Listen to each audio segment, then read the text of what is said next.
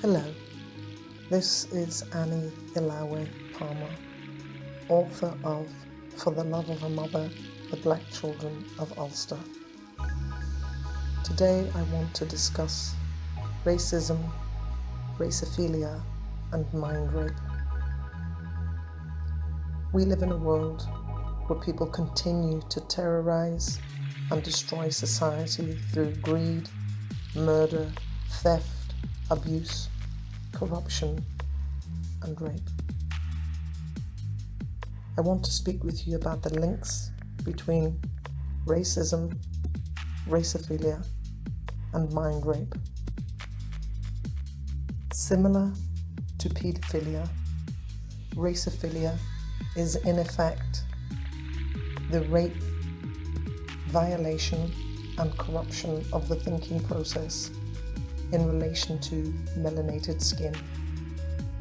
Like pedophiles, raceophiles have two competing urges: the urge to be good and the urge to be bad.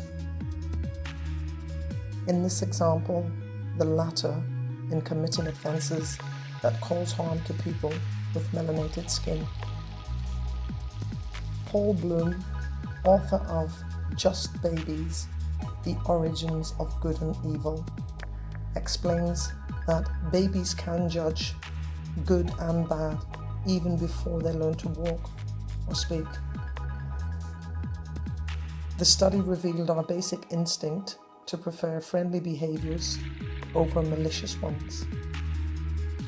Boom explains, although babies have a sense of justice, this is limited. Parents and society must help to further develop these innate moral beliefs. So, how do innately good children become bad, racist children? We are all part of the diverse human race. Racism is a crime, and racists are those who commit crimes against humanity. The people who commit these crimes I refer to as raceophiles, who deliberately terrorise human beings with melanated skin. It's against the law to commit crimes of terror or racism, although many are not deterred by this. These are people who have been mind raped through raceophilia, many to a point where they are not able to contain their urges to do bad things to people with melanated skin. Good people do not need laws to tell them to act responsibly, while bad people will find a way around the laws. Plato. Let's look at the drivers for these urges. As stated, our basic instinct is to be good. As Bloom found in his studies, parental guidance is needed in order for us to develop this instinct as we mature. There are varying levels of raceophilia. Raceophilia begins with grooming in early childhood. Children in these instances grow up hearing racist comments casually thrown around the household. These comments are used with such regularity they become accepted as normal. This means some children don't recognize racism when they hear it. White children are also dehumanized and damaged intellectually by racism. Judy Katz.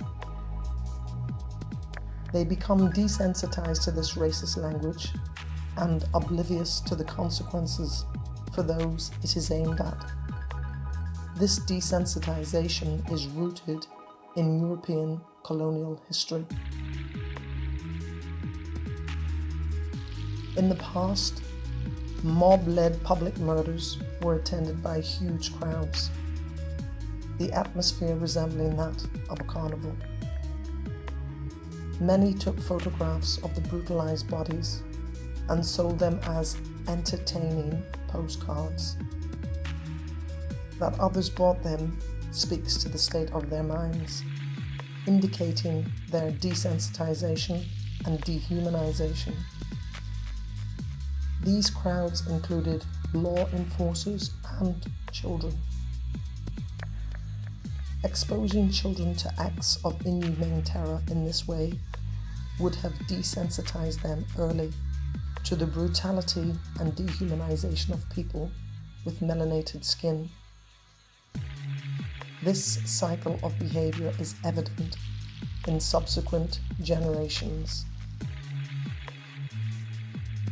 Abraham F. Citron states, "White-centeredness is not the reality of the white child's world, but he is under the illusion that it is.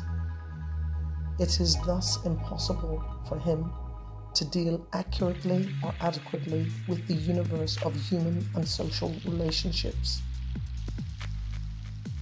Children who develop in this way are robbed of opportunities for emotional and intellectual growth, stunted in the basic development of the self, so they cannot experience or accept humanity." Sometimes people ask why I use philia as opposed to phobia.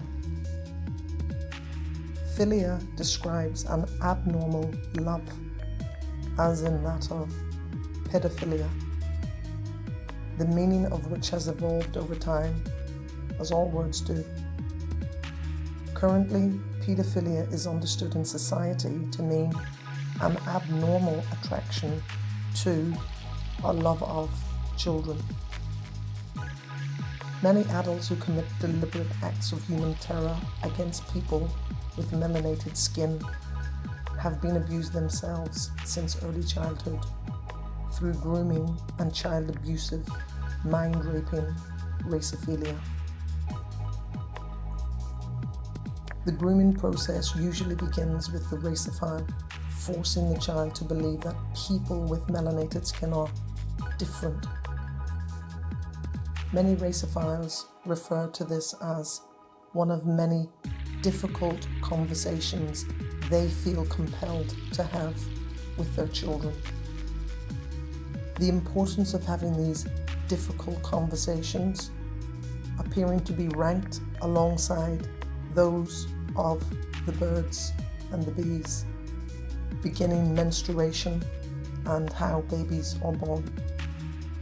In effect, when raceophiles begin these conversations, they are displaying and repeating the damage caused by their own previous grooming and mind rape. The difference the raceophile highlights as something the child should fear and be ready and willing to attack verbally, physically, or both. In contrast, as a person with melanated skin, I have never had a desire to describe a non-melanated person as different, or to groom children to fear or attack anyone because of their non-melanated skin.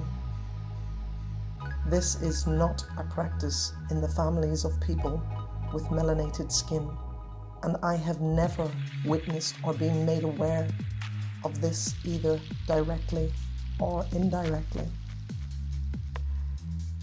Interestingly, my own non-melanated mother displayed this cyclical desire to mind rape in telling me I was different. The child begins to associate fear on sight of a person with melanated skin, viewing that human being as a threat, which in turn activates anxiety and the fight or flight response.